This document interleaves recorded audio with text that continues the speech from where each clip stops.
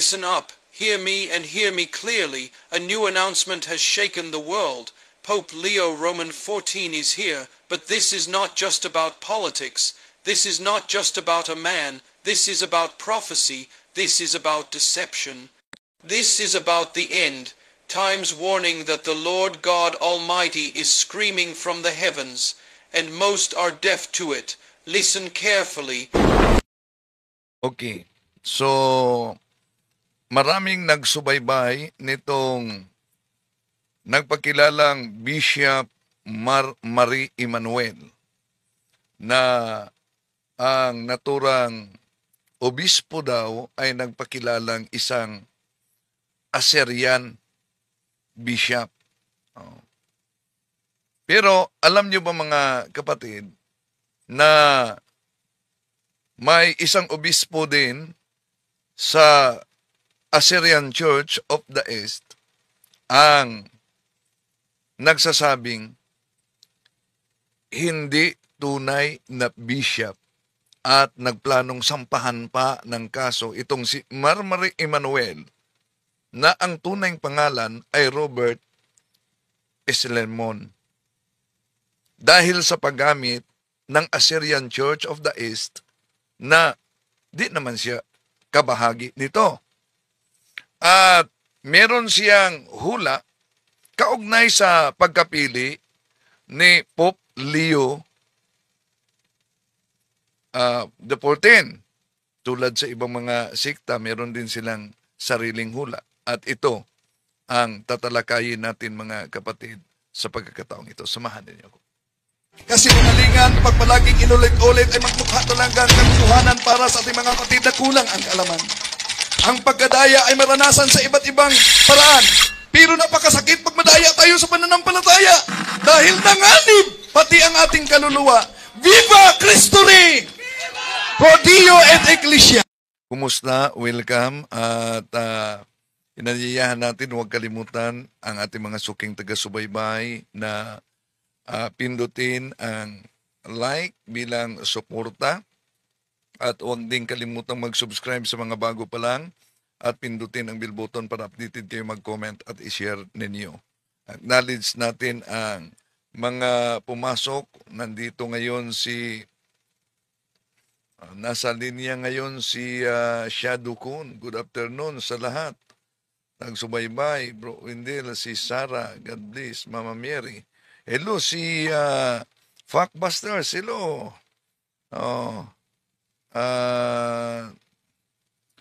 Si Fuckbusters, Bro Wendell, congratulations dahil nanalo ang kapatid ni Cesar Sinita na si Rodante Marcolita, ang may house bill sa anti-crucifix, no?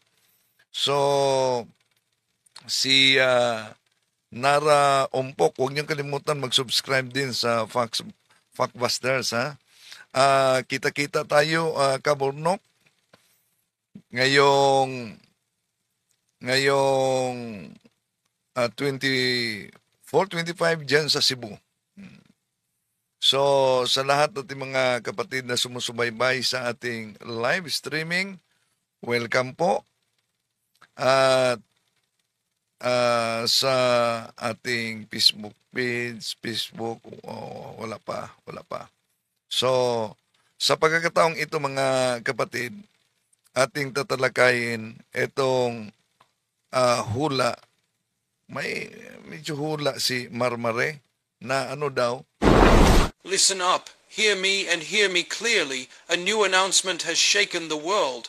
Pope Leo Roman XIV is here, but this is not just about politics. This is not just about a man. This is about prophecy. This is about deception. This is about the end. Time's warning that the Lord God Almighty is screaming from the heavens, and most are deaf to it. Listen carefully. Okay. So, tatalakayin natin ito mga kapatid, punto por punto. No? Si kapatid na Erlinda Lapay, maayong hapon, watching from Makati. Okay, simulan na natin ang pagtalakay punto por punto. Listen up, hear me and hear me clearly. A new announcement has shaken the world. Pope Leo Roman XIV is here, but this is not just about politics. Una, ito umano ang nag-shake mismo sa buong mundo yung pagpili ni Pope Leo XIV. Una, talagang sinosurpresa tayo sa banal na espiritu, no? Na ang kombinasyon sa tradisyon at ang grabing progresibo sa social issue ay umupo bilang Pope Leo XIV. At napili siya Mayo 8, ito'y piyesta sa aparisyon ni Saint Michael. Na si Saint Michael ay patron ni Pope Pius XIII. Na si Pope Pius XIII noong taong 1884 ay pinikitaan siya ng aparisyon, mga kapatid. Alam niyo ba ano ang aparisyon? Na ang hello kay Aracelia Vidal diyan sa California. Okay. Ano, alam niyo siguro yung aparisyon na nagpakita sa kanya na si Satanas ay nakipag-usap sa ating Panginoon Jesucristo at humiling na pahintulutan siyang wawasakin at gigibain ang simbahang Katoliko. Kaya may mga hula din na nakasulat lalo na sa iba't ibang aklat yung Message of the Blessed Mother to Father Stefano Agubi sa Milan, Italy noong June 3, 1989 na ang halimaw, the best is Freemasonry. Sabi dito the best is Freemasonry, which works everywhere in a subtle and dangerous way, which rules and governs throughout the whole world. At di lang yan, sa Revelation chapter 13 verses 2, ituloy sa 4 and chapter 14 verse 1, itong drago na si Satanas ay nagbigay kapangyarihan sa halimaw ng tinutukoy umano ay ang Freemasonry. His own power, his throne, and his vast authority. So, merong hula, lalo na sa Lasalet, na uupo sa Vatican, at alam niyo naman na may mga cardinal na na-confirm sa investigasyon na miyembro ng Freemasonry. Yeah? Okay. So, ang pag-upo ni Pope Leo XIV ay talagang kailangan at bigay sorpresa para sa atin sa banal na espiritu, pangangailangan sa kasalukuyang misyon ng simbahan. Yeah? Dahil ang daming problema ngayon sa loob at sa labas, mga kapatid. At kung totoo ang mga pahayag nitong nagpakilalang Bishop Marmari Emmanuel, ang tanong, wala ba siyang time na i-research ano ang tunay na iglesia? Ba't umanib siya sa grupo na Assyrian? Na una, total separated from the Roman Catholic Church. No? So, ang daming mga humihiwalay sa pananampalatayang Katoliko. Kung naniniwala sila sa Biblia, ano ang mabasa sa Biblia? Kung tingnan natin ang San Mateo 24:24, napakalinaw ang sabi dito. Ito ay sapagkat may lilitaw na mga bulaang Mesiyas at mga bulaang propeta. Magpapakita sila ng mga dakilang tanda at mga kamanghamanghang gawa upang iligaw kung maari kahit ang mga hinirang. So, meron talagang mga lilitaw na mga bulaang mga ngaral. Ito ay mga antikristo.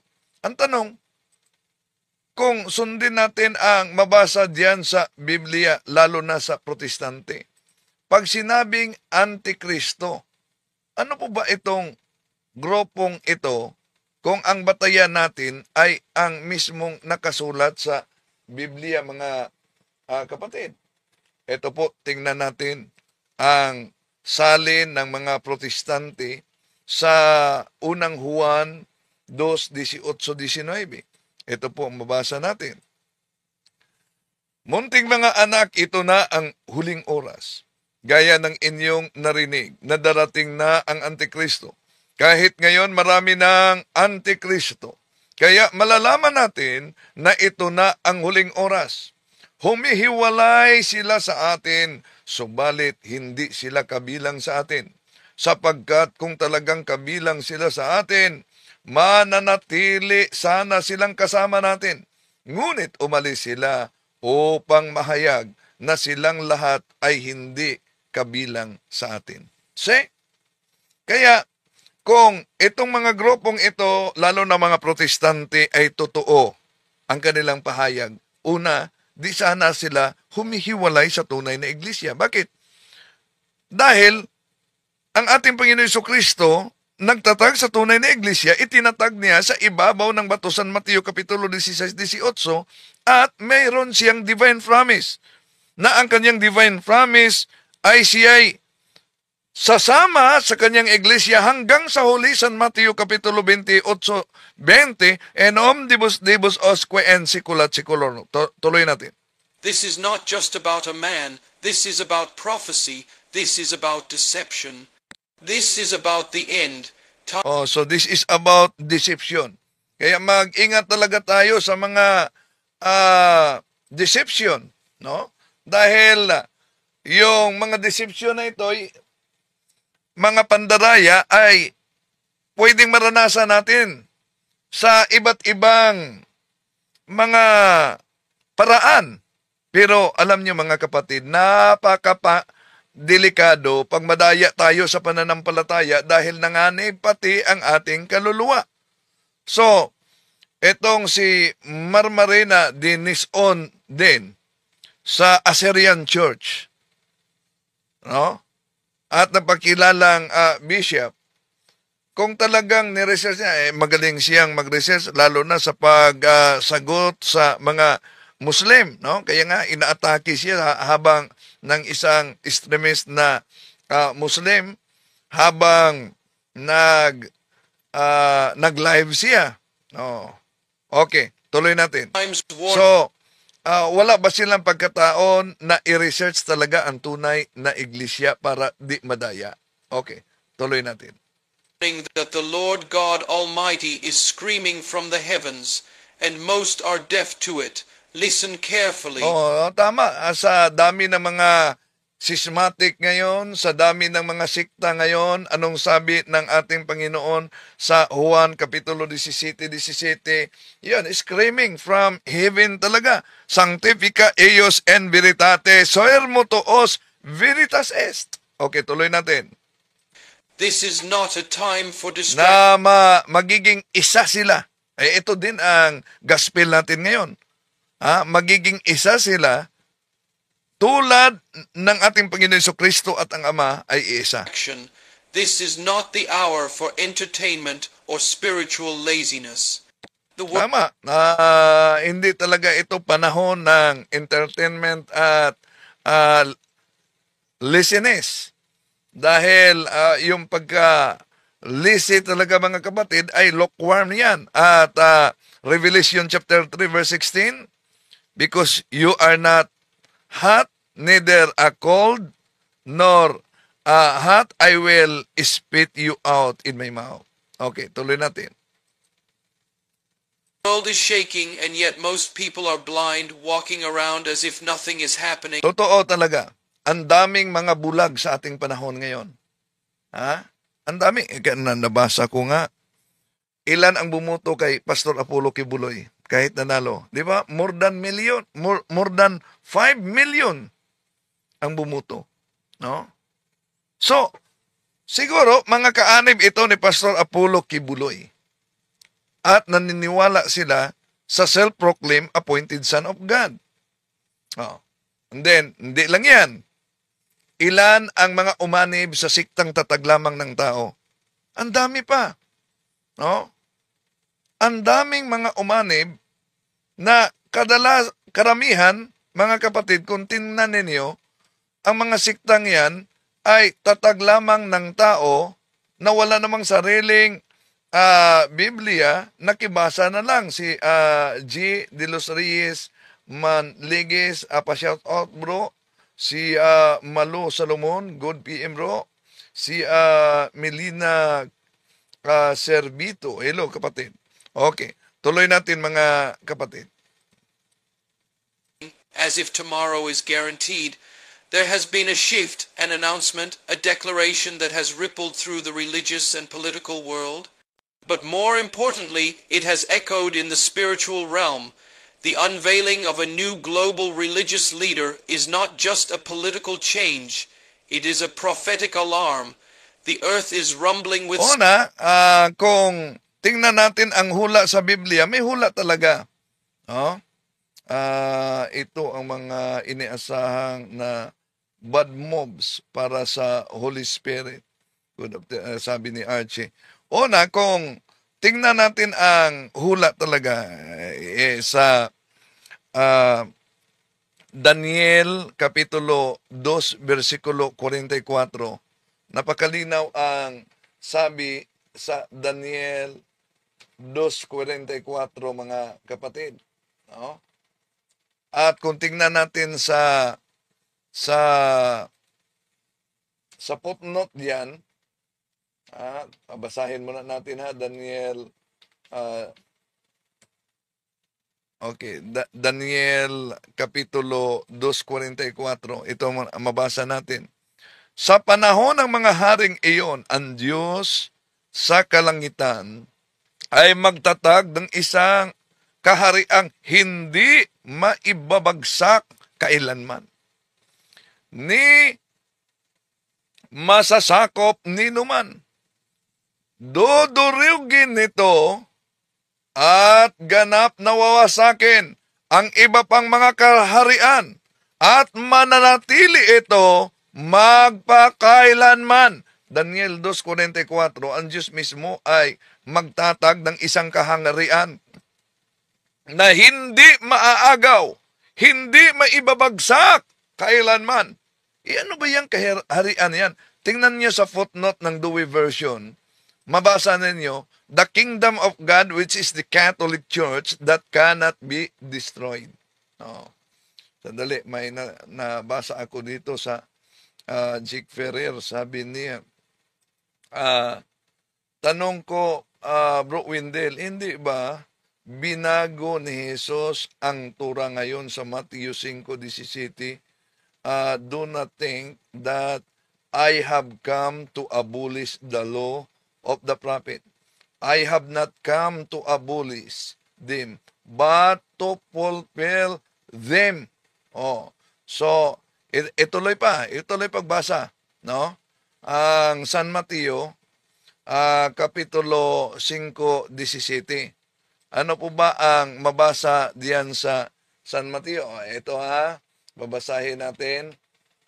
Tuloy natin pagbasa, Mateo 5:17. Tuloy sa... Okay, ito. Ito po ang mabasa natin, kapatid. Sa Mateo, ito ginagamit kasi ng mga Seventh-day Adventist din.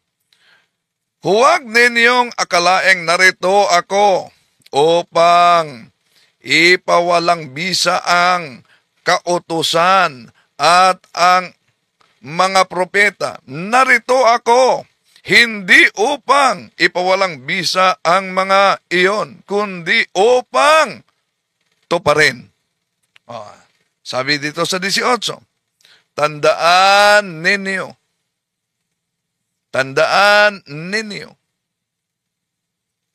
Sabi dito, maglaho ang langit at ang lupa, ngunit ni isang tuldok o kodlit man ng kautosan ay hindi mawawalan ng bisa hanggat hindi matutupad ang lahat. So, ano daw? Hanggat hindi matutupad ang lahat. Now, sino bang katuparan sa lahat kung tingnan natin ang banal na kasulatan, mga mahal na kapatid? No? Okay.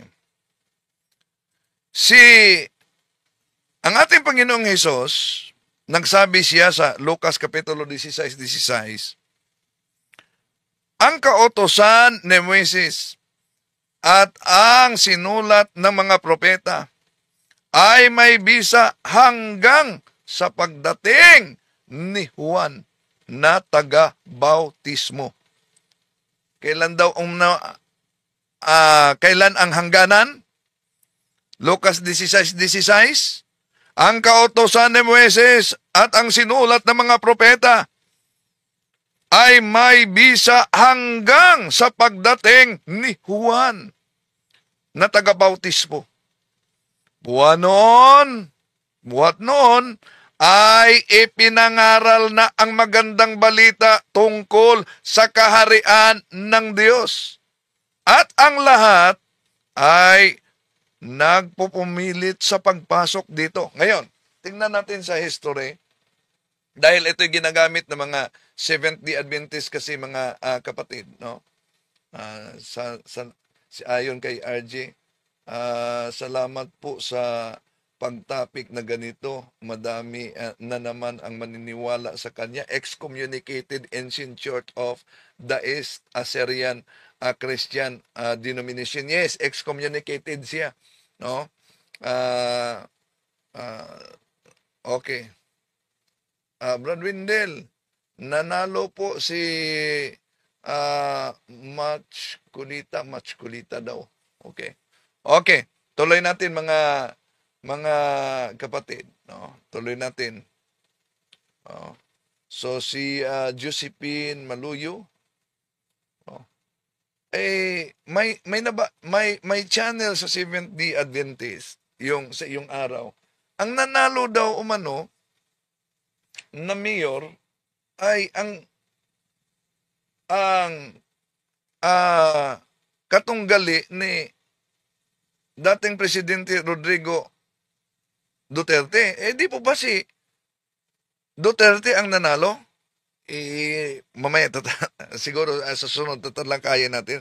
Iba naman kinakalat yan. Fake news, ha? Si Nograles daw ang nanalo, kinukongratulate pa nila. Okay, tuloy natin. Signs, and the heavens are screaming, but humanity is too intoxicated with comfort to hear it.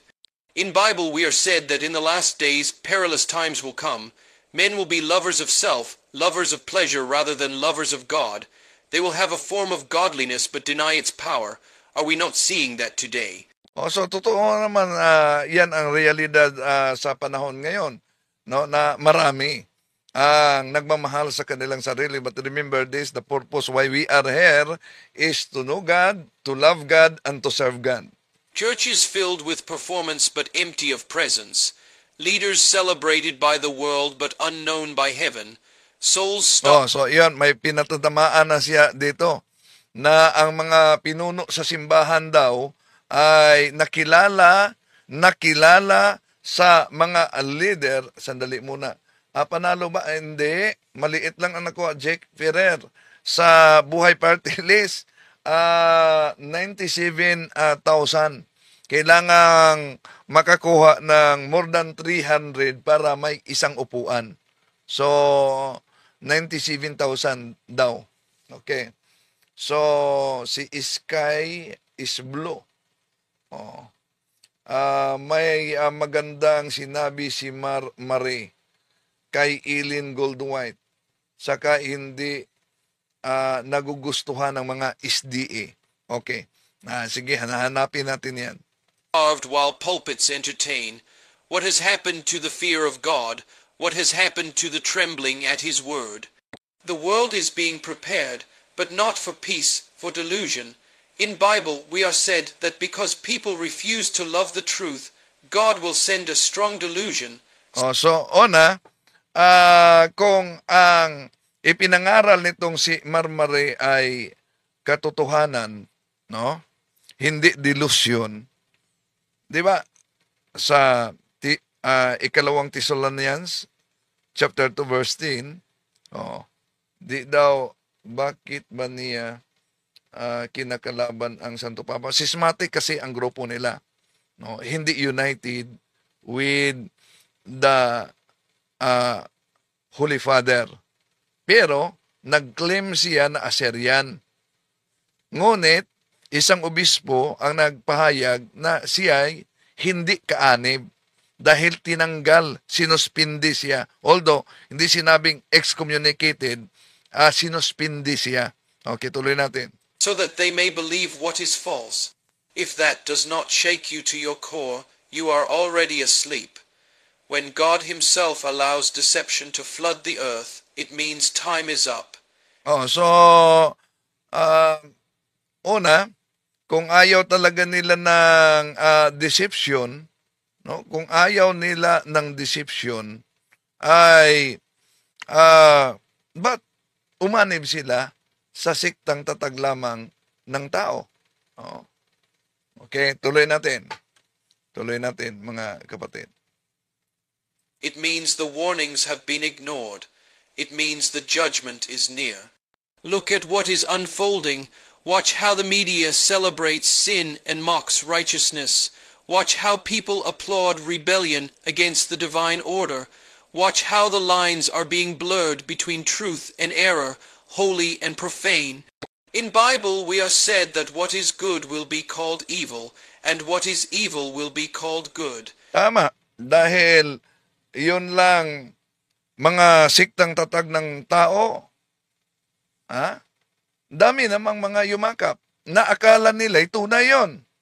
No? Kaya nga, ulitin natin ang sinabi ni St. Anselm of Canterbury, Fidis Quaerens Intellectum, na sana ang ating pananampalataya ay makarating talaga sa tamang pag-unawa. And now we are living in that very hour. It's no longer coming, it's here, and still the majority walk blindly, thinking that religion and tradition will save them. Anti-religion ba si Marmari? Anti-tradition ba si Marmari? Di ba niya nabasa na merong apostolic tradition? How about sa religion? Kung ang kanilang hinahanap ay letra por letra, alam niyo ba na kahit ang mga apostolis may religion? Kung tingnan natin ang Sira Kapitulo 1, versikulo 28, ito po'y mabasa natin.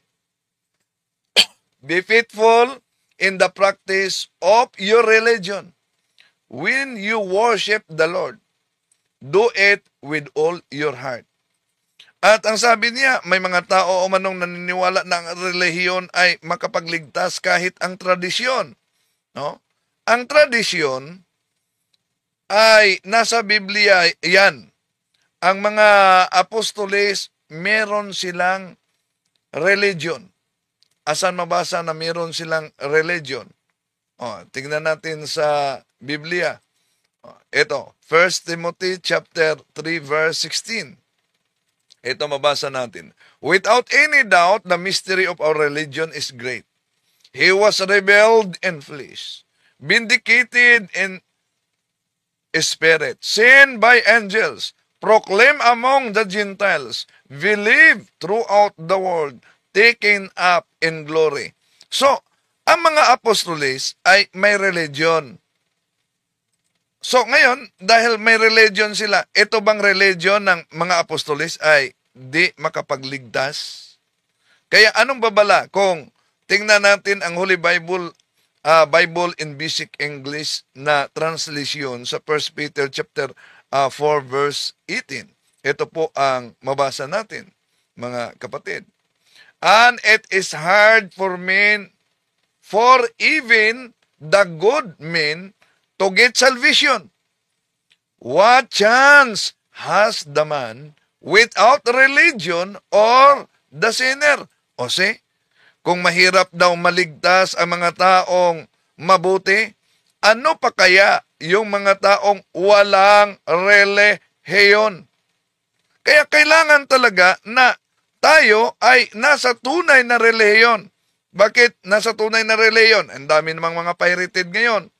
Kung tingnan natin at balikan natin, mga mahal na kapatid, ang salin, dahil karamihan kasi sasabihin na dapat mabasa sa Biblia letra por letra. Kaya ginagamit natin ang iba't ibang salin, although hindi tayo katulad sa ibang sikta na Bible alone. Ano ang mabasa sa Bible in basic English? Ito po ang mabasa natin. If any man gives different teaching, not in agreement with the true words of our Lord Jesus Christ, and with the teaching which is in agreement with true religion, he has an over high opinion of himself, being without knowledge, having only an unhealthy love of questionings and wars of words, from which come envy, fighting, cruel words, and evil thoughts. So, meron talagang tunay na relihiyon. At ang tunay na relihiyon ay magdala ng kaligtasan, mga kapatid, sa bawat isa sa atin. Bakit? Ito po ang mabasa natin sa salin na tinatawag na contemporary English version, mga kapatid. Sa 1 Timothy chapter 4 verses 7 up to 9, ito po ang mabasa natin. Pansinin ninyo. So, ang sabi, don't have anything to do with worthless, senseless story. Work hard to be truly religious. As the saying goes, exercise is good for your body, but religion helps you in every way. It promises life now and forever. These words are worthwhile and should not be forgotten. Yan. Ano daw ang sabi? But religion helps you in every way. It promises life now and forever.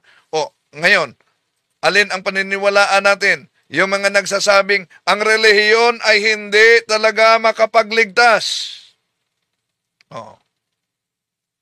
Sabi ni Jake Ferrer, tanong ko bro Wendell, isa lang ba ang Catholic sa mundo, Roman Catholic, walang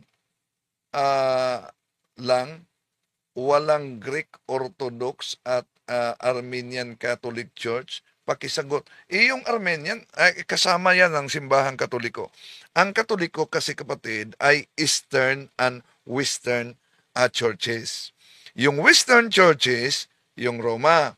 Eastern churches ay yun ang Alexandria, Constantinople, Jerusalem, Antioquia, yun ang Eastern churches.